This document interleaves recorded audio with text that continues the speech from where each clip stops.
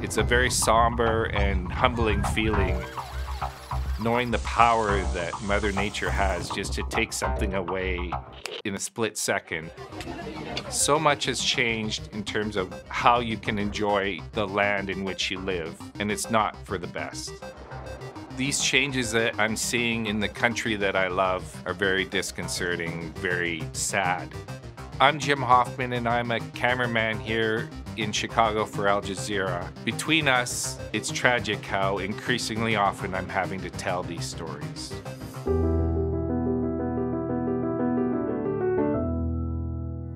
This year's fire season is definitely the worst on record in Canada. A large part of them have been started by lightning, which, as temperature rises, so do the number of lightning strikes. Just seeing the amount of devastation that a fire can do, it's very emotional. Oh, business keys. Oh, don't need those anymore. Because this could just be anyone's town. You see the Tim Hortons or the school that's been damaged, and it's quite upsetting.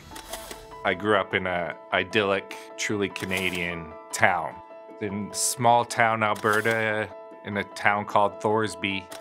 Weather was always a factor in your life, whether you're surviving it or enjoying it. Every day after school, I'd rush home and me and my friends would go out snowmobiling. Now, winters are nowhere near what they used to be when I was growing up. There's sometimes no snow until December. When I was a kid, we had a cabin at a lake, and the lake would always be at a certain level, and the water would be fresh. Nowadays, the lake is nowhere near the height it used to be. Every year there's problems with algae, fish dying.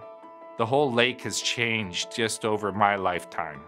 Many of the wildfires are in very remote areas, very hard to get to. The governments aren't able to manage this number of fires. This is unprecedented times. It would cost billions and billions of dollars to try and fight each and every one of these fires. They're just letting them burn. But the downside is this is creating a huge amount of smoke that is affecting the whole continent.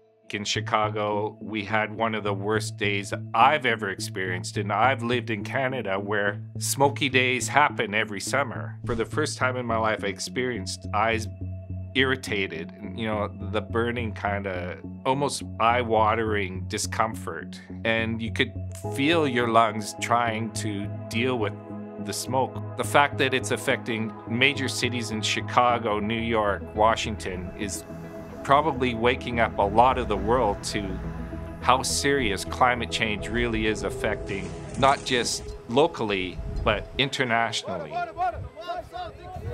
So over the years, I've done a lot of interviews with scientists talking about forest fires and ways to deal with them and manage them. What I've noticed over the years is their thinking themselves have changed. At one time, they're talking about how we can reverse climate change.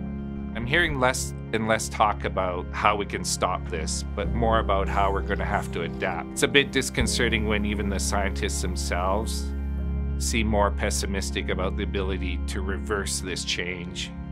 As humans, we're going to have to adapt, whether it means moving where we live or what kind of plants we have around our homes, or just general ideas about changing how we drive. We're having to adapt our lifestyle because of smoke and wildfires. It's an unstoppable change.